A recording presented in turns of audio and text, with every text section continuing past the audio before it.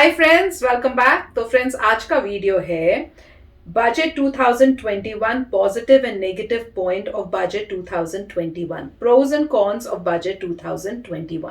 तो friends, video शुरू करने से पहले अगर आप चैनल पर नए हो और आपने अभी तक सब्सक्राइब नहीं किया है तो जल्दी से पहले सब्सक्राइब के बटन को क्लिक कर लो और बेल आइकन को क्लिक कर लो ताकि आपको हमारे सारे न्यू वीडियोस जैसे हम अपलोड करें आपको उसका नोटिफिकेशन मिल जाए। और अगर आपको वीडियो अच्छा लगे प्लीज लाइक एंड शेयर। और हमारा जो दूसरा अकाउंट है मॉमजिला और ट्विटर अकाउंट, उन दोनों को भी आप सब्सक्राइब और फॉलो कर लेना। चलिए शुरू करते हैं। जय हिंद। देखिए, इस बार के जो बजट में क्या अच्छाई क्या खराबी है, इसके क्या आउटकम्स होंगे, इसके बारे में थोड़ा चर्चा करते हैं। इस बार का जो बजट है वो अन्य बजट से अलग इसलिए है कि इस बार डिजिटल वे में बजट को प्रस्तुत किया गया था। वो एक टैबलेट के थ्रू निर्मला सीतारमण जी ने बजट को प्रस्तुत किया था। इस बजट में बहुत सारी अच्छाइयाँ हैं। पहले हम अच्छे चीज़ों को देख लेते हैं, फिर क्या क्या गलत था उसको देख लेंगे, फिर क्या महंगा हो गया, क्या घाटा होगा, आगे इसमें क्या चीज़ सुधार हो सकते हैं उसको देखते हैं। देखिए, हेल्थ केयर में इस बार बहुत ज़्यादा ध्यान दिया गया है क्योंकि कोरोना ने हेल्थ केयर सेक्टर को थोड़ा सा ज़्यादा बूस्ट किया था। मतलब उसमें सुधार लाने के लिए उसने क्या किया, एक नई प्रेरणा दिया। इस वजह से सरकार ने 2,20,000 करोड़ रुपए हेल्थ सेक्टर में दिया। लेकिन ये हर साल देने वाले नहीं है क्योंकि इसका एक बहुत बड़ा हिस्सा कोविड वैक्सीन के लिए खर्च हो जाएंगे। लेकिन फिर भी सरकार ने बहुत ज्यादा ध्यान दिया है हेल्थ सेक्टर को। सरकार ने स्टार्टअप यानी नई कंपनियों को बढ़ावा देने के लिए भी कई सारी योजनाएं बनाया है और कही है कि सरकार PLI स्कीम को लेकर आई है। PLI का मतलब होता है प्रोडक्शन लिंक इंसेंटिव स्कीम। मतलब आप जितना ज्यादा प्रोडक्शन करेंगे, जितना ज्यादा विदेश में निर्यात करेंगे, आपको सरकार उतना ज्यादा छूट देगी। इससे क्या होगा कि नई नई स्टार्टअप कंपनियां होंगी और इन स्टार्टअप कंपनियों को टैक्स हॉलीडे में भी बढ़ावा दिया जाएगा। टैक्स हॉलीडे क्या होता है, कोई नई कंपनी जब खुलती है तो उसको शुरुआत में 2 से 3 साल एक टाइम दे दिया जाता है कि इस दौरान आपको एक भी रुपए टैक्स नहीं देना है। तो इस समय को हम लोग कहते हैं टैक्स हॉलीडे। इससे स्टार्टअप को बहुत ज्यादा फायदा होगा। भारत सरकार ने सूती वस्त्र उद्योग अर्थात कपड़ा उद्योग को काफी ज्यादा बढ़ावा दिया है क्योंकि भारत में सबसे ज्यादा अगर कहीं रोजगार है तो वो कृषि और सूती वस्त्र उद्योग में। लेकिन ये असंगठित है। असंगठित उसे कहते हैं जिसके काम करने का टाइमिंग फिक्स ना हो, सैलरी फिक्स ना हो, छुट्टी फिक्स ना हो। हालांकि संगठित क्षेत्र में सबसे ज्यादा रोजगार, लगभग 16 लाख लोगों को रोजगार रेलवे ने दिया है। लेकिन रेलवे एक संगठित क्षेत्र है, उसमें टाइमिंग फिक्स है कि आपको इतने बजे ड्यूटी पे आना है, आपकी सैलरी इतनी दी जाएगी, ये दिन आपकी छुट्टी के लिए होगा, यहाँ आपकी सैलरी, मतलब हर चीज वहाँ फिक्स है। तो जो फिक्स होता है उसे संगठित क्षेत्र कहते हैं, जो फिक्स नहीं होता है उसे असंगठित क्षेत्र कहते हैं। तो कपड़ा एवं कृषि उद्योग असंगठित क्षेत्र है। इसमें काफी ज्यादा लोगों को कपड़ा उद्योग में रोजगार मिला, इसलिए इसे ज्यादा बढ़ावा दिया गया। साथ ही सरकार ने 2 लाख कंपनियों को MSME का दर्जा दे दिया। MSME ऐसी कंपनियों को बोलते हैं, इसमें 3 श्रेणी की कंपनी आती है, माइक्रो, स्मॉल एंड मीडियम, सूक्ष्म, लघु एवं मध्यम। ये जिस कंपनियों को MSME का दर्जा मिल जाता है उन्हें सरकार से कुछ छूट मिल जाती है, टैक्स में छूट मिल जाती है, पेपर वर्क नहीं करना रहता है, थोड़ी बहुत मतलब बहुत सारी उनको स्कीम का फायदा मिल जाता है। इस MSME में 2 लाख नई कंपनियों को शामिल करने से स्टार्टअप बढ़ेगा और नए नए लोगों को रोजगार मिलेगा। सरकार ने इंश्योरेंस सेक्टर में FDI की सीमा 74% कर दिया। हालांकि वो बात अलग है कि जब गवर्नमेंट थे तो खुद मोदी जी FDI के विरोध में थे। हालांकि खुद RSS के संगठन भी इस FDI के विरोध में, उन्होंने भी कहा है कि भाई इसको थोड़ा सा रिवाइज कीजिए। हालांकि ये गलत नहीं है, FDI जरूरी है किसी भी देश के लिए। चाइना भी इतना डेवलप हुआ क्योंकि पूरी दुनिया से FDI चाइना में चला आया था। तो FDI गलत नहीं है, इससे इंश्योरेंस सेक्टर को बूस्ट मिलेगा और इससे कि नए नए रोजगार भी मिलेंगे। भारत सरकार बैंकों पे बढ़ रहे बोझ को ध्यान रखते हुए और NPA non performing asset, non performing asset यानी NPA उसे कहते हैं कि जो बैंक ने जिस व्यक्ति को कर्जा दिया और वो व्यक्ति या तो कर्जा चुकाने से पहले भाग गया या सरेंडर कर गया, भैया हमको फांसी दे दो, कुछ भी कर दो, हम ये कर्जा नहीं चुका पाएंगे, तो बैंक का तो वो पैसा फंस गया ना। बैंक जो हमें लोन देती है वो अमीर लोगों का पैसा होता है, तो अमीर का जो पैसा होता है वही लोन के रूप में जाता है। तो ऐसा नहीं है कि आप अमीर को नेग्लेक्ट कर सकते हैं, उसको भी ध्यान रखना है। जितने ज्यादा बैंक में पैसे रखेंगे, जितने ज्यादा उतना ही बैंक क्या कर सकती है, क्रेडिट यानी लोन दे सकती है और लोगों को नए नए उद्योग खोलने में आसानी होगी। लेकिन इसमें होता क्या था कि लोग पैसे लेके भाग जाते थे। तो जब तक लोग 50-60 करोड़ लेके नहीं भागते थे, सरकार उनके पीछे बहुत जबरदस्त तरीके से बैन नहीं लगाती थी, उनका पासपोर्ट वगैरह नहीं सीज करती थी। लेकिन इस बार के बजट में कह दिया गया अगर आप 20 लाख से ज्यादा का लोन लेके फरार हैं तो आप पे बहुत ज्यादा कड़ी कार्रवाई की जाएगी। इसके अलावे सरकार ने बैंकों को 20,000 करोड़ रुपए के लिए एक अलग से फंड बना दिया है कि मान के चलिए किसी बैंक का पैसा डूब रहा है, अब भाई वो बैंक बैंक बंद ना हो, इसलिए इसमें से उसे कुछ पैसे दे दिए जाएगा कि भाई तुम जल्दी जल्दी ये पैसा लो, रिकवरी करा लो। साथ ही ये कहा गया है कि जो लोग बैंक में पैसा रखने से घबरा रहे थे, डर रहे थे कि भैया बैंक बंद हो जाएगा, आरबीआई नियम लगा दिए एक दिन में 5,000 से ज्यादा नहीं निकालना है, तो वो लोग फंस जाएंगे। ऐसे कई बैंक हुए थे महाराष्ट्र में, आपने सुना होगा बैंक वगैरह के बारे में, जिससे काफी ज्यादा लोगों को दिक्कत आई थी। इसलिए सरकार ने कहा है कि अब आपको एक थ्रेशोल्ड फिक्स कर दिया जाता है कि अगर कोई भी बैंक डूबता है तो कम से कम तो आप उसमें से 5 लाख रुपए निकाल ही लेंगे। पहले क्या था कि मान के चलिए मेरे बैंक अकाउंट में 7 लाख रुपए थे, अब इस 7 लाख रुपए में बैंक डूबा तो बैंक मॉनिटोरियम लगा देते थे कि भैया 25,000 से ज्यादा नहीं निकाल सकते हो, 1 लाख से ज्यादा नहीं निकाल सकते हो। अब कह दिया कि नहीं भैया, कम से कम तो 5 लाख आपको दे ही देंगे। बचा 2 लाख रुपए, अब इसकी रिकवरी आपको सरकार करेगी, लेकिन ये तत्काल नहीं करेगी, 6-7 महीना साल भर का समय लेगी। तो सरकार की ये एक स्टेप अच्छा है, इससे लोगों के अंदर कॉन्फिडेंस आएगा कि कम से कम जो मीडियम कैटेगरी के लोग हैं वो लोग भी कहेंगे कि भैया चलो रख देते, कम से कम 5 लाख रुपए तो मेरा सेफ है, बाकी का भी सेफ है, लेकिन थोड़ा लॉन्ग टाइम पे जाने के बाद वो उनको रिटर्न मिलेगा। सरकार ने 2 बैंकों को मर्ज करने की बात कहा है। अब भैया ये कौन से बैंक होंगे, इसके बारे में सरकार ने कोई खुलासा नहीं किया है। इस बजट में एनआरआई को भी ध्यान में रखा गया है। एनआरआई वो लोग होते हैं जो विदेश में रह के काम करते हैं। भारत के लगभग 55 से 60 लाख लोग एनआरआई हैं जो अमेरिका, गल्फ कंट्री, सऊदी अरब वगैरह में काम करते हैं। उन लोगों को कहा गया है कि आप भारत में भी आके सिंगल पर्सन कंपनी खोल सकते हैं। देखिए, 1 पर्सन कंपनी जो ओपीसी होती है, ये ऐसी कंपनी होती है जिसमें एक सिंगल मालिक रहता है, बाकी सब लोगों को वो स्टाफ हायर करके रख सकता है। इससे के लिए क्या है, ये अच्छे होते हैं। इससे क्या है कि नए नए स्टार्टअप खोल सकते हैं। अगर आपको कंपनी खोलना है तो भैया एक बोर्ड मेंबर बनाओ, ये सीईओ होंगे, ये डायरेक्टर होंगे, ये होंगे, दुनिया भर का ताम झाम होता है। जबकि अगर आप सिंगल 1 पर्सन कंपनी या सिंगल पर्सन कंपनी का तो कोई दिक्कत नहीं, आप रजिस्टर करा दीजिए, बाकी लोगों को सैलरी पे रख लीजिए, आपकी ये सैलरी, आपकी ये सैलरी, इससे ज्यादा से ज्यादा कंपनी खुलेंगी। और जो भारत में एनआरआई लोग हैं जो विदेशों में है, वो वहां पे इन्वेस्ट करते हैं। उससे बेहतर होगा कि मान के चलिए कोई दुबई में ड्यूटी कर रहा है, काम कर रहा है, तो दुबई से वो भारत में आ जाएगा, सिंगल मैन कंपनी खोल के चला जाएगा, यहाँ पे रजिस्ट्रेशन करा के सिंगल मैन कंपनी, यहाँ अपने स्टाफ को हायर करके दे देगा। वो यूएई में भी कमा रहे हैं, उसकी कंपनी यहाँ भी वर्क कर रही है, प्रॉफिट होगा तो उसको भी फायदा होगा, सरकार को टैक्स मिलेगा और रोजगार भी मिलेगा। सरकार ने जिस तरह से टेलीकॉम कंपनी, हमें एयरटेल पसंद नहीं आएगा तो हम जियो ले लेंगे, जियो नहीं पसंद आया वोडाफोन लेंगे, जो मन हम स्विच कर सकते हैं। लेकिन हमारे देश में एक समस्या यह थी कि हम जिस शहर में रहते थे उस शहर में बिजली वितरण की एक ही कंपनी अवेलेबल रहती थी। इस वजह से वो मनमानी करते थे। कभी बिजली बिल किसी का 10,000, लॉकडाउन में सोचो हमारा बिजली बिल 1,60,000 रुपया आया। अब सोचो ना भैया, मार्च से लेकर जनवरी तक हमारी कोचिंग में एक बल्ब नहीं जला है, 1,60,000 रुपया बिजली बिल दे दिया और काट दिया, जमा करिएगा तब देंगे। मनमानी न होता है ये लोग का। वो लेकर हाँ खूब से खूब क्या कर सकते हैं, हम इंस्टॉलमेंट कर देंगे, आप 50-50 हजार करके 3 बार में दे दीजिए, ये मनमानी है। तो ऐसे बिजली बिल अगर मनमानी करती है तो सरकार कह देगी कि अब एक शहर में हम कई तो डिस्ट्रीब्यूशन नेटवर्क को डाल देंगे। अब अलग अलग प्राइवेट कंपनियां भी आएंगी, आपको वो कहेगी भैया हमारे बिजली बिल ले लो, हम 6 रुपया यूनिट देंगे, कोई कहेगा हम 5.5 रुपया यूनिट देंगे, किसी की सर्विस अच्छी, कोई कहेगा रात 2 बजे आइए हम बना देंगे आपको। तो अब आपको आने ये सुविधा आपको तुरंत नहीं मिलेगी। हाँ, आने वाले 2-3 साल में आपको ये देखने को मिलेगा कि आप जब बिजली लेने जाएंगे, जिस तरह सिम खरीदने जाते हैं उस तरह से आपको बिजली वितरण की कंपनियां भी देखने को मिलेगी, जिससे कि साफ सुथरी नीति आएगी और बिजली चोरी भी बच जाएगी। सरकार ने सीनियर सिटीजन जो 75 साल से ज्यादा के एज के हैं उनको कहा है कि भाई साहब अगर आपको पेंशन मिल रहा है, ये सब चीजों पर आईटीआर नहीं लगेगा। और देखिए आईटी इनकम टैक्स रिटर्न नहीं लगेगा, मतलब आपको वो जो बैंक वाले हैं वो खुद ही मतलब इनकम टैक्स काट के ही आपको पैसे देंगे। ऐसा नहीं है कि आपको मतलब थोड़ा सा रिलीफ है, ये बहुत बड़ा रिलीफ नहीं है, लेकिन इन लोग को एक चीज का फायदा है कि ये लोग को सीए का चक्कर बार बार नहीं लगाना पड़ेगा, क्योंकि आईटीआर फाइल करने में ना सीए को हायर करना पड़ता है, फिर एक वो भी लोग सैलरी लेते हैं। एग्जाम के पॉइंट ऑफ व्यू से आपको पता होना चाहिए कि सरकार को इनकम कहां से आ रहा है और एक्सपेंडिचर यानी खर्च कहां है। तो इनकम में अगर हम ध्यान देंगे तो हमको सबसे ज्यादा इनकम होता है विदेश से ऋण लेकर। अब ये संस्थागत ऋण ले सकते हैं, जैसे मान के चलिए हम WTO से ले सकते हैं या वर्ल्ड बैंक से ले सकते हैं, IMF से ले सकते हैं, अलग अलग बैंकों से हम लोग एशियाई डेवलपमेंट बैंक से ले सकते हैं। तो जहां जहां अलग अलग बैंकों से ऋण लिए हैं, हम लोग जापान से भी ऋण लेके रखे हैं, अमेरिका से ऋण लेके रखे हैं, तो ये ऋण लेने से भी हमें सबसे ज्यादा इनकम होता है 36%, हमारे टोटल इनकम का 36% होता है। तो इतना याद रखिएगा, अगर हम सबसे ज्यादा कर्जा ले रहे हैं ना तो सबसे ज्यादा खर्च होगा ब्याज में। देखिए ऋण का ब्याज भरने में सबसे ज्यादा होता है, तो यहाँ होता है। फिर जीएसटी में 15% होता है, इनका इस बार जीएसटी थोड़ा ज्यादा ही भरा गया। इसका एक रीजन भी है, सरकार को ऐसा लग रहा है बार बार जीएसटी ऐसा होगा, इसके भी देखिए लॉकडाउन जब हुआ तो हर चीज ऑनलाइन हो गई। ऑनलाइन में जीएसटी से भाग ही नहीं सकते, 1 रुपया रुपया का भी ऑनलाइन सेल कीजिएगा तो आपको जीएसटी लेना ही पड़ेगा। इस वजह से भी ये देखा गया। हालांकि टैक्स ज्यादा कलेक्शन होना देश के लिए अच्छी बात है, ताकि सरकार अच्छे से काम कर सकते हैं। इनकम टैक्स 14% है और कॉर्पोरेशन टैक्स यानी निगम कर, कॉर्पोरेशन टैक्स उस टैक्स को कहते हैं जो बड़ी बड़ी कंपनियों पे लगता है। टाटा, बिरला, महिंद्रा, ये सब बड़ी बड़ी कंपनियों पे कॉर्पोरेशन टैक्स लगता है वहां पे। अभी नहीं कि किसी का खैनी की दुकान है, खैनी बेच रहा है, दिन भर में बेचा 60 रुपया का, उस पर कॉर्पोरेशन टैक्स ठोक दीजिए, उस पर नहीं लगता, बड़ी बड़ी कंपनियों पे लगता है यहाँ पे।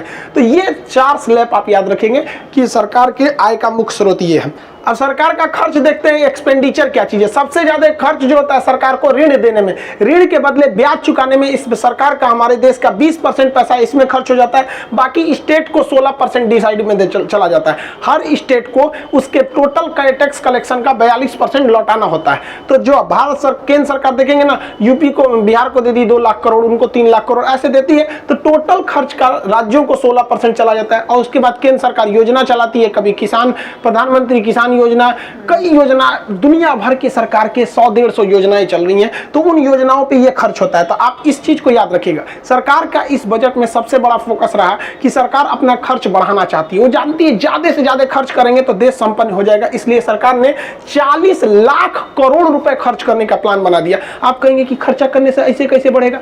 तो देखिए, मान के चलिए हमारा परिवार है, 10 लोग इस परिवार में है, हम इस परिवार के मुखिया हैं, हम सोच लेंगे कि हम पैसे खर्चा नहीं करेंगे, तो क्या मेरा परिवार कभी खुश रहेगा? नहीं, उसको जरूरत है किसी किसी चीज का। और अगर हम दिल खोल के पैसा खर्च करेंगे तो मेरा परिवार भी खुश रहेगा। तो सरकार भी जब दिल खोल के पैसा खर्च करती है तो लोगों को रोजगार मिलता है, नई नई सड़कें बनती है, मेट्रो बनती है, स्कूल, यूनिवर्सिटी, हॉस्पिटल, बहुत सारी चीजें बनती है। तो सरकार को खर्च करना जरूरी है, लेकिन भैया जरूरी है कि सरकार के पास पैसा भी आए।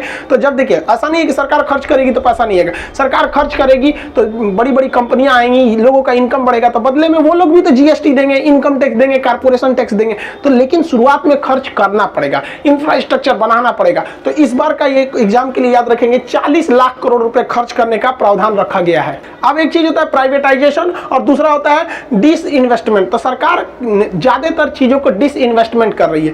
डिसइन्वेस्टमेंट एक अलग चीज होता है, सरकार अपनी कुछ जिम्मेदारियों को प्राइवेट को दे देती है। जैसे मान के चलिए हमारा ये कोचिंग है, हम यहाँ पर क्या करते हैं, एक काम करते हैं, हमको हर चीज देखना पड़ता है। ऑफिस में क्या इंक्वायरी आ रही है, टेक्निकल टीम क्या चीज है, ऑनलाइन टीम क्या है, ऑफिस में ऑनलाइन पढ़ा रहे हैं, ऑफलाइन पढ़ा रहे हैं, फिर उसमें सिक्योरिटी है। तो हम लोग भी क्या करते हैं, डिसइन्वेस्टमेंट टाइप का एक काम कर देते हैं। कॉलिंग टीम किसी को हायर किए, भाई साहब देखो ये चीज तुमको कॉलिंग पे बताना है, तुम उन्हें बता देना, हम तुमको, ये कंपनी है, हम तुमको इसके बदले इतने पैसे दे देंगे।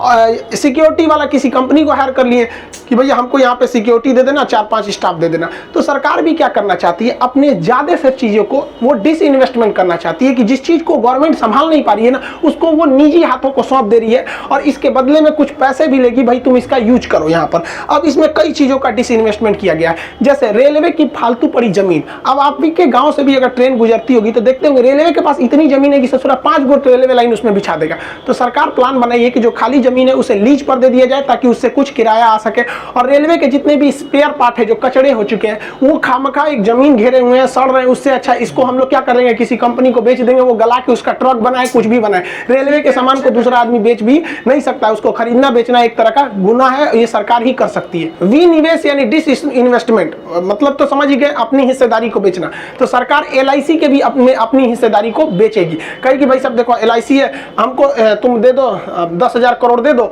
एलआईसी का इससे इतनी हिस्सेदारी ले लो। तो इसमें सरकार को क्या होगा कि कुछ हिस्सेदारी दे देगी, तो जो हिस्सेदारी खरीदता है भैया, उससे जब हिस्सेदारी खरीदेगा तो सरकार के पास भी तो पैसे आएंगे, वो भी कुछ काम करेगा। इसी के तहत इसको एयर इंडिया को भी हुई किया जाएगा। हालांकि बहुत ज्यादा 90% उम्मीद है कि एयर इंडिया को टाटा खरीद लेगी, हालांकि क्योंकि एयर इंडिया की शुरुआत जमशेद जी टाटा के समय पे ही हुई थी। तो ये टाटा के लिए एक समझ जाइए तो एक तो ड्रीम प्रोजेक्ट है कि उसी के खानदान ने एयर इंडिया चालू किया था और दोबारा उन्होंने ही उसे खरीद रहे हैं। कौन जो कंटेनर को ले जाती है, इसको तो प्राइवेटाइजेशन या डिसइन्वेस्टमेंट के थ्रू सरकार इसको भी अपने दिमाग से हटाएगी कि भैया ये सब काम तुम ही करो। यहाँ भारत सरकार का बीपीसीएल जो है बहुत ज्यादा फायदे में चल रहा है। भारत सरकार को पता है कि अगर हम इसकी कुछ हिस्सेदारी बेचेंगे तो हमको बहुत ज्यादा पैसे आएंगे, क्योंकि सरकार जो है वो 40 लाख करोड़ रुपए खर्च करने जा रही है, जबकि कोविड-19 की वजह से सरकार का हाथ खाली है, जीडीपी नीचे गया था, तो पैसा लाएंगे कहां से, छाप देंगे, बेवकूफ थोड़ी है सरकार, वेनेजुएला की तरह है का नोट छाप के बर्बाद करेंगे। हम एक वीडियो बनाए थे कि दुनिया का सबसे बेवकूफ वित्त मंत्री होगा जो नोट छाप के गरीबी दूर करेगा, हो ही नहीं सकता और महंगाई बढ़ जाएगी। उसका लिंक डिस्क्रिप्शन में दे देंगे, मन करेगा तो देख लीजिएगा उसको। तो सरकार को पता है कि भैया हम खाली कबाड़ कबाड़ चीज बेचेंगे तो हमारे पास पैसे नहीं आएंगे, तो बीपीसीएल को सरकार की इसमें से कुछ हिस्सेदारी बेच देगी, जिससे कि सरकार के पास बहुत पैसा आ सके और वो खरीद सके। स्टील कारखानों को, रेलवे का जो डीएफसी है जो डेडिकेटेड फ्रेट कॉरिडोर, वो वाली रेलवे लाइन को भी सरकार उसे प्राइवेटाइजेशन करेगी, ट्रांसमिशन लाइन को प्राइवेटाइजेशन करेगी। इससे एक और फायदा होगा भाई साहब कि जो ट्रांसमिशन लाइन है इसका रख रखाव सरकारी कंपनी अच्छे से नहीं कर पाती थी सर, तो प्राइवेट कंपनियां रहेंगी तो उसमें और अच्छा रहेगा कि भाई आप लोग अपना अपना ट्रांसमिशन लाइन को देखते चलिए। इस डिसइन्वेस्टमेंट के तहत एक और चीज़ है कि इससे जो पैसे आएंगे उससे सरकार इन्वेस्ट करेगी और उससे भारत सरकार के छोटे छोटे शहरों में जहाँ जाम लगना एक आम समस्या है, किसी भी शहर का विकास तभी होगा जब आप वहाँ सुगमता से जा सकते हैं। नोएडा, दिल्ली, गुड़गांव, यहाँ 10 किलोमीटर जाने का मतलब 10 मिनट बहुत हो जाता है। यहाँ नोएडा, यहाँ वाले एरिया में मेट्रो है, चौड़ी सड़कें। थोड़ा पटना में आके चलिए ना, 10 मिनट में 2-2 घंटा लग सकता है। पटना में 10 किलोमीटर में आपको 2 घंटे लग सकते हैं।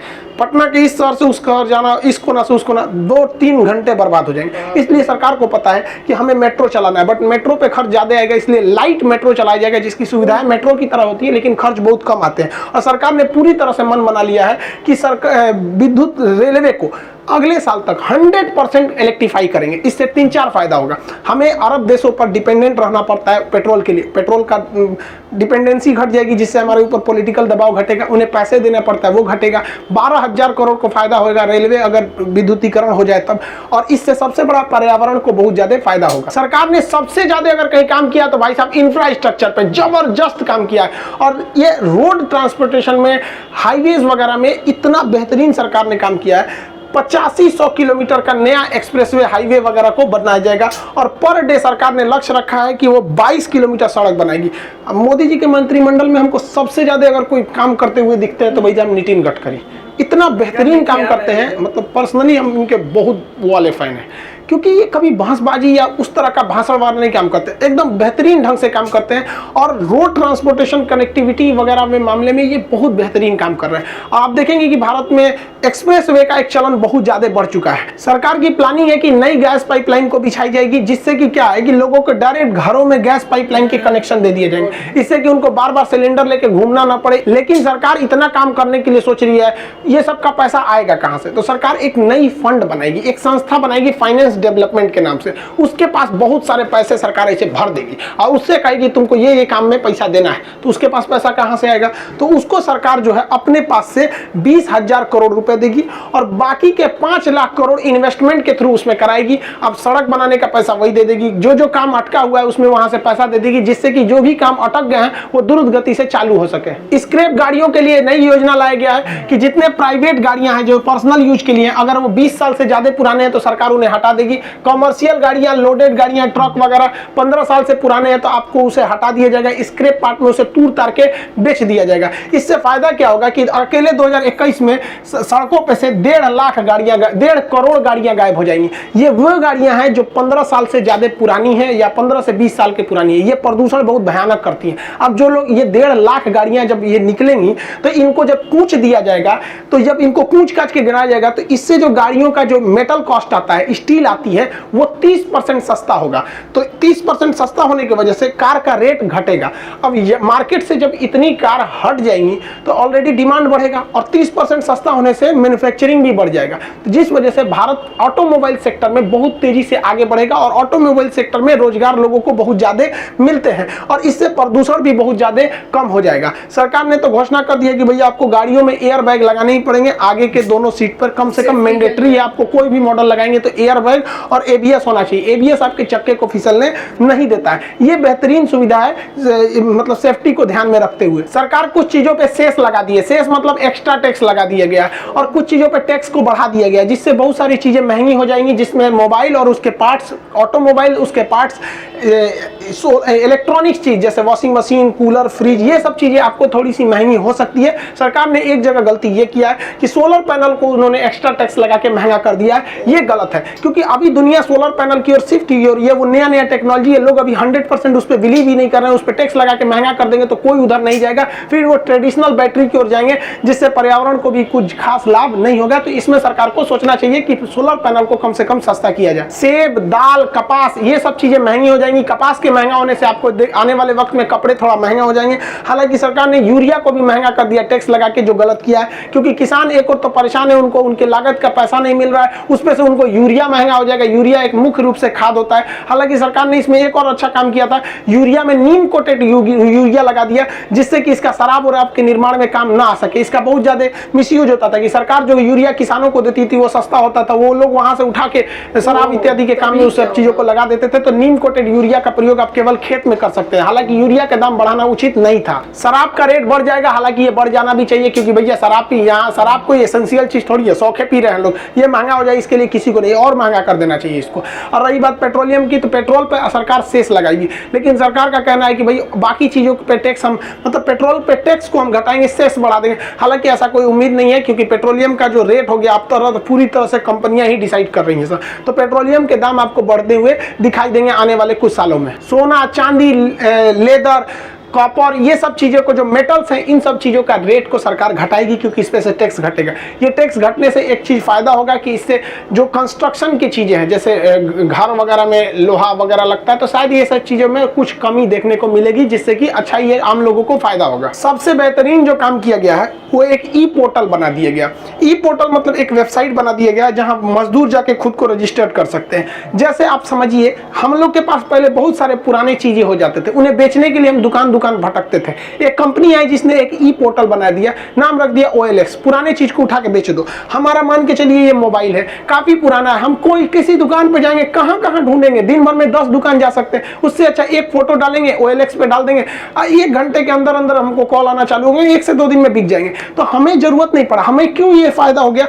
ये ऑनलाइन पोर्टल पे हमें दिल्ली जाना है, कौन सा होटल खाली होगा, क्या पता वहां जाएंगे तो होटल भर चुका हो, अच्छा होटल होगा या नहीं, चुपचाप ओयो कर लीजिए। रात में खाना नहीं है, ऑनलाइन पोर्टल जोमेटो से कर लीजिए, स्विगी से कर लीजिए, बहुत सारी चीजें हैं यहाँ सब। लेकिन ऐसी सुविधा किसी मजदूर के लिए था? कोई मजदूर अगर ओयो वाला कह सकता है, ऑनलाइन डाल देता, मेरे पास दो रूम खाली है, कोई ना कोई बुकिंग कर देता। तो इस तरह से कोई कारपेंटर रहता, बढ़ई रहता, अपना लोकेशन डालता कि मैं इस डिस्ट्रिक्ट में इस एरिया में है, हम अभी खाली हैं, कोई बढ़ई हो जाएगा, मजदूर हो जाएगा, बिजली मिस्त्री होगा, इनके लिए जब ये पोर्टल बन जाएगा, अभी तो ये बनेगा, बनते बनते 4-5 साल लग जाएंगे अच्छे से काम करते, तो कोई भी बेचे, ये बहुत बड़ा फायदा होगा। कोई भी डाल देगा, हाँ भैया हम क्या है कि लखनऊ में हम यहाँ पे हम खाली हैं, किसी को चाहिए तो बोल दो, वो ऑनलाइन ही उसको देख सकता है। ऐसी कई सारी कंपनियां कर रही हैं। तो ये सरकार मजदूरों के लिए बहुत बेहतरीन काम किया है, क्योंकि कोरोना में जिस तरह से इन बेचारे मजदूरों का पलायन हुआ, पूरी दुनिया देखते रह गई। तो कम से कम ठोकर खा खा के तो हम लोग सीखे, लेकिन ये एक मजदूरों के लिए जीवन दान साबित होगा। सरकार ने जो सबसे घटिया काम किया वो शिक्षा को लेकर काम किया। भाई साहब शिक्षा पे 18% जीएसटी, मतलब क्या, मतलब दिमाग नहीं बनता है आप लोग को। 18% जीएसटी इंटरटेनमेंट के सामानों पर, मेकअप के सामानों पर, ये सब पे, मोबाइल पर 18% जीएसटी है, और आप एजुकेशन पे भी 18% जीएसटी ठोक के रखे हो। और क्या सोच के पिछली साल के बजट में 99,000 करोड़ शिक्षा को दिया गया। हम लोग सोचे थे कि भैया इस बार शिक्षा को और ज्यादा बढ़ावा दिया जाएगा, तो इस बार और घटा के 93,000 करोड़ कर दिया गया। ये तो कहीं से जस्टिफाई नहीं है। क्या आपको लगता है कि इस दौरान में शिक्षा का बजट काटना चाहिए? हद है भाई साहब। हालांकि सरकार ने 100 नए सैनिक स्कूल खोलने की बात कही है, लेकिन इतना कम बजट देना, वो भी भारत जैसे अल्प शिक्षित जगह को, जिसमें हम लोग कहते हैं कि सबको शिक्षा होना है, विश्व गुरु बनना है, तो भैया पैसा काट देंगे तो कहां से विश्व गुरु हो जाएंगे हम लोग व्हाट्सएप पे। सरकार ने पिछले साल कुंभ के लिए 2200 करोड़ रुपए दिए थे, और इस बार दिल्ली सरकार को 325 करोड़ रुपए दिए। दिल्ली सरकार का दिमाग ही काम नहीं कर रहा है। और बांटिए, आप फ्री बांटिए। भाई मोदी जी को 325 करोड़ में देखिए क्या मिलने वाला है। तो भाई साहब ये तो गलत है भाई। दिल्ली को इतना कम पैसे नहीं देने चाहिए। दिल्ली बहुत बड़ा है, हम सबका दिल्ली है, मतलब ऐसा नहीं पूरा देश का, हम सबका पूरा देश है। बट दिल्ली एक ऐसा जगह नहीं जहाँ सबको काम आते हैं। आप दिल्ली ऐसे देखेंगे वहाँ हर जगह के लोग आएंगे, हर जगह वहाँ इंफ्रास्ट्रक्चर रहना जरूरी है। 325 करोड़ में क्या होगा? ये पुल नहीं बनेगा बढ़िया से 325 करोड़ में। इसका अब दिल्ली सरकार क्या करे? केंद्र सरकार के आगे तो कुछ नहीं कर सकती। एक स्टेट भी तो नहीं हो, तो यूनियन टेरिटरी है। चलिए आगे अब देखते हैं तो किसानों के लिए क्या हुआ। किसानों के लिए कुछ खास नहीं हुआ है, बस वैसे ऊपर के वादे किए गए हैं कि हम MSP के ये करेंगे, कुछ खास होने वाला नहीं है। किसानों के लिए कितना हो सकता है आप बस अंदाजा लगाइए इस बार से, कि आप गन्ने का जो एक जूस पीते हैं ना, गन्ने का 10-5 रुपए का मिलता होगा, लेकिन सरकार सरकार किसानों को गन्ना कितने रुपए में खरीदती है पता है? 3.5 रुपया प्रति केजी ये रेट है भारत में गन्ना का। उसके बाद सुनिए, क्वेश्चन पूछता है कि खेत में सबसे ज्यादा समय तक कौन फसल रहती है, तो गन्ना रहता है। 10 महीने तक फसल रहती है। उसके बाद जब वो गन्ना काटता है ना ये किसान, और उसके बाद जब बेचता है, तो बिकने के बाद इन लोग को तुरंत पैसा नहीं मिलता है, 4-5 महीना बाद पैसा आता है चीनी मिल से। वो भी सोचिए यार क्या हाल हो गया है कि 3.5 रुपया किलो। लेकिन जनता को ये बात खराब ना लगे इसलिए इसे अलग ढंग से प्रस्तुत किया जाता है। कहा जाता है कि भाई गन्ने का रेट क्या है, तो भाई 350 रुपये प्रति 100 केजी प्रति क्विंटल मिलेगा। तो भैया बतिया तो बराबर है, दोनों बात तो बराबर है। 350 रुपये का मतलब कितना रुपए किलो हो गया? 3.5 रुपये किलो हो गया। अभी भाई किसान ये आंदोलन करके 3.5 रुपया लाए हैं। पहले 3 रुपया 30 पैसा बिकता था। 2018 में किसानों ने बहुत बड़ा आंदोलन किया था पश्चिमी उत्तर प्रदेश का, तो इसे बढ़ाकर 3 रुपया 20 पैसे से बढ़ाकर 3 रुपया 50 पैसा किया गया है। और किसान सब क्या गलत, आप अपनी दुनिया भाई 3.5 रुपया किलो गन्ना, मतलब आपको लगता है बेचारा किसान 10 महीने खेत में लगाया है, क्या उसको बचेगा? डिफेंस सेक्टर में सरकार ने 4,80,000 करोड़ दिया। हालांकि इसका एक बहुत बड़ा अमाउंट जो है वो पेंशन और सैलरी देने में खत्म हो जाता है। 50% ही शुद्ध रूप से सेना को बच पाता है। हालांकि सरकार ने अलग से मॉडर्नाइजेशन के लिए बजट बनाए हैं, लेकिन फिर भी जब हमें चीन को देखते हैं तो ये बजट बहुत ही बौना साबित हो जाता है। लेकिन फिर भी हमें सब कुछ देख के चलता है। पाकिस्तान के हिसाब से बजट सही है, बट चाइना की कंपेरिजन में बजट सही नहीं है। लेकिन फिर भी हमें और थोड़ा कर सकते थे डिफेंस के सेक्टर में, लेकिन कोविड-19 की वजह से अर्थव्यवस्था गिरी हुई थी। रेलवे के लिए 1,40,000 करोड़ रुपए अलॉट किए गए हैं। हालांकि रेलवे जो है DFCCL जब आ जाएगी तो कुछ प्रॉफिट में आएगी। बजट में चुनाव का खासा ध्यान रखा गया है। केरल, तमिलनाडु, पश्चिम बंगाल और असम के चुनाव को ध्यान में रखते हुए यहाँ के लोगों के लिए लुभावने वादे किए गए हैं। ये परंपरा भारत में 1951 से ही चलती आ रही है। जब चुनाव है तो उधर थोड़ा सा ज्यादा ध्यान दे दो, उस राज्य के मंत्रियों को थोड़ा सा ज्यादा समय दे दो। इस बजट में क्या नहीं किया गया, तो भ्रष्टाचार को रोकने के लिए कोई कदम नहीं बढ़ाए गए हैं। ट्रस्ट के टैक्स के अगर परसेंटेज घटा दिए गए रहते तो लोग ज्यादा से ज्यादा टैक्स दे देते। हमेशा यही देखा गया है कि टैक्स अगर कम रहता है तो लोग आराम से टैक्स देते, चलो इतना जाओ। सरकार को अगर लगता है कि नहीं हम किसी से इनकम टैक्स 30% 40% वसूल लेंगे, तो भाई साहब आप अगर होशियार है ना तो हिंदुस्तान में एक से एक सीए बैठे हैं, सब एक से एक कारपोरेट वकील बैठे हैं, सब 25 ठो दिमाग देते हैं कि सर ऐसे कर लीजिए, ऐसे कर लीजिए, ऐसे ऐसे टैक्स बचता है। आप सरकार को भी पता होगा, तो कोशिश करना चाहिए यहाँ पर। हालांकि सरकार ने टैक्स के स्लैब में चेंजिंग नहीं किया, हालांकि ये बहुत अच्छा चीज है। हर साल टैक्स के स्लैब में चेंज हो जाता था, जिस वजह से लोगों को दिमाग मतलब परेशान हो जाता था इस साल का टैक्स स्लैब क्या चीज है। देखिए इस बार एक और चीज है, सरकार को कोशिश करना चाहिए कि जो जो नई नई कंपनी आई हैं वो रजिस्ट्रेशन करा ले। रजिस्ट्रेशन अगर कंपनी कराती है तो सरकार को उन्हें कुछ छूट देना चाहिए ताकि वो लोग रजिस्ट्रेशन करा ले। अगर रजिस्ट्रेशन करा लेगी तो टैक्स देगी, अगर रजिस्टर्ड ही नहीं तो टैक्स देने का सवाल ही नहीं पैदा होता है। ये बजट जो था वो देश के लिए था और अच्छा भी है। ये सब लोग जानते हैं कि सरकार जब चुनाव जीत के आती है तो शुरुआत के 3 साल काफी हार्ड डिसीजन लेती है, और 3 साल के बाद जो चौथा 5वां साल होता है उसमें जो बजट लाया जाता है वो लोगों के लिए लाया जाता है। तो एक्चुअली ये बजट देश को ध्यान में रख के था, नागरिकों को रखकर ध्यान में कतई नहीं था। इसलिए आप देखेंगे तो नागरिकों को बहुत ज्यादा फायदा नहीं होने वाला, और यही रूल चलता भी रहता है पूरी दुनिया में। यही चलता है जहां जहां लोकतंत्र है कि शुरुआत के 3 साल में कड़वी दवा खिला दो, लास्ट के 2 साल में मीठा मीठा खिला के अगले साल में चुनाव में हम लोग निकल जाएंगे। और इसमें इन्फ्लेशन थोड़ा सा बढ़ेगा, बजट के बाद महंगाई थोड़ा सा इंक्रीज हो जाएगी। तो काफी अच्छा था और काफी मतलब कॉम्प्लेक्स लग रहा है, जैसे बहुत सारी बातें थी, बहुत काफ़ी चीज़ों में आए थे। और मुझे लग रहा है कि जैसे इन्होंने कहा था, मुझे भी लग रहा था कि ये देश के लिए पहले हो रहा है, विच इज़ वेरी नाइस। कि पहले आप देश को जितना भी हो सकता है ठीक कर लीजिए, फिर लास्ट के 2 इयर्स में आप वो करिए जिससे लोगों को थोड़ा पसंद आए, जिससे वो वोट दें। अब ये गेम मेरे ख्याल से खेलनी पड़ती है, बट आई होप कि ऐसा हो कि जब आप देश का भला करते हैं इवेंचुअली लोगों का भी भला होता है, मगर लॉन्ग टर्म में।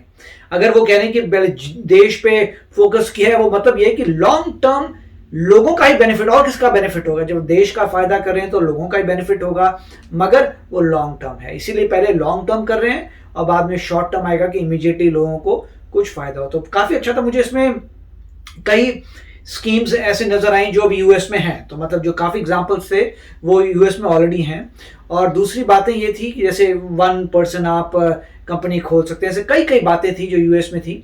और दूसरा जो मुझे अच्छी बात लगी थी वो थी कि प्राइवेटाइजेशन जो किया जा रहा है, जो डिसइन्वेस्टमेंट कह रहे हैं, कि उसमें जो है अगर आप एयर इंडिया को बनाते हैं private, I think it is very nice कि टाटा अगर ओन करती है एयर इंडिया को तो मेरे ख्याल से बहुत तेज़ी से आगे बढ़ेगी। That will be a very good news. तो कुछ ऐसी न्यूज़ थी जो मुझे लगा which is very amazing. Of course education में जो बोल रहे हैं कि कुछ ज़्यादा था वो मैं समझ नहीं पाया कि ऐसा क्यों है, बट रियली बहुत ही इन्होंने जो हाईलाइट्स किए थे it was very good to see. बहुत सारी चीज़ें थी, दे वर ऑल लुकिंग, मतलब सभी चीज़ें जो है मोस्टली पॉजिटिव नजर आई थी, विच इज़ वेरी गुड।